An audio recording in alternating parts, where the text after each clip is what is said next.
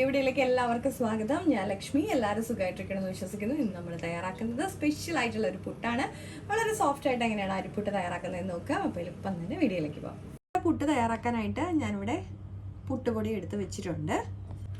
നമുക്കിതിലേക്ക് ആവശ്യത്തിനുള്ള ഉപ്പ് ചേർത്ത് കൊടുക്കാം.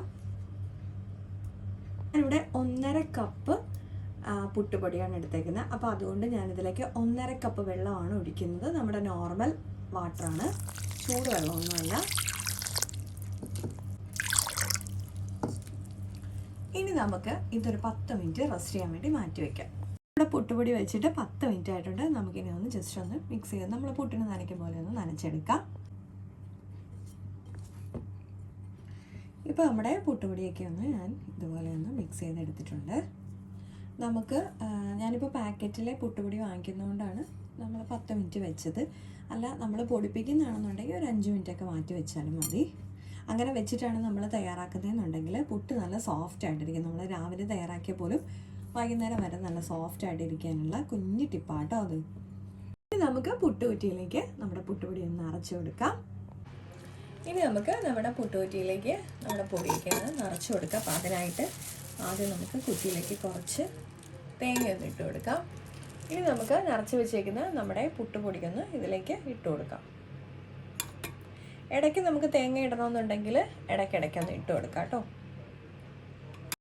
ഇനി നമുക്ക് മുകളിലായിട്ട് കുറച്ച് തേങ്ങയുടെ ഒന്ന് ഇട്ട് കൊടുക്കാം. നമുക്കിനി ഇത് ആവി കയറ്റിയെടുക്കാം. നമുക്കിനി നമ്മുടെ ചിരട്ട പുട്ടിലേക്കും കൂടെ ഇതൊന്ന് നിറച്ച് കൊടുക്കാം കേട്ടോ.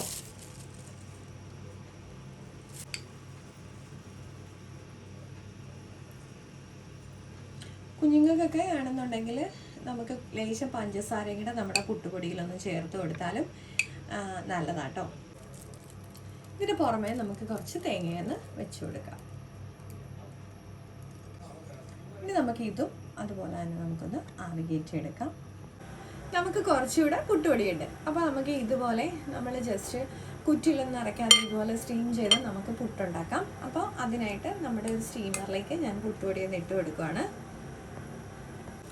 ഇതിലേക്ക് നമുക്ക് കുറച്ച് തേങ്ങ ഒന്ന് ഇട്ട് കൊടുക്കാം കേട്ടോ. നമുക്ക് ഇതും കൂടി ഒന്ന് ആവി കയറ്റി എടുക്കാം.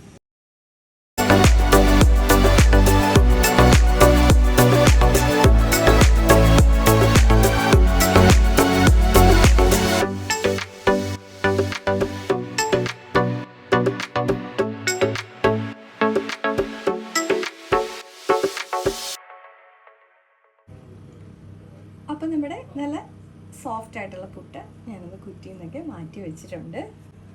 അപ്പം നമ്മുടെ ചിരട്ടപ്പുട്ട് ഞാനൊന്ന് മാറ്റി വെച്ചിട്ടുണ്ട്. ഞാൻ ചിരട്ടപ്പുട്ടിനകത്തോട്ട് ലേശം പഞ്ചസാര, ഞാൻ ബ്രൗൺ കളർ ഷുഗറാണ് യൂസ് ചെയ്തത്. അപ്പോൾ അതുകൊണ്ടാട്ടോ ഈ പുട്ടിന് ഈ നിറം.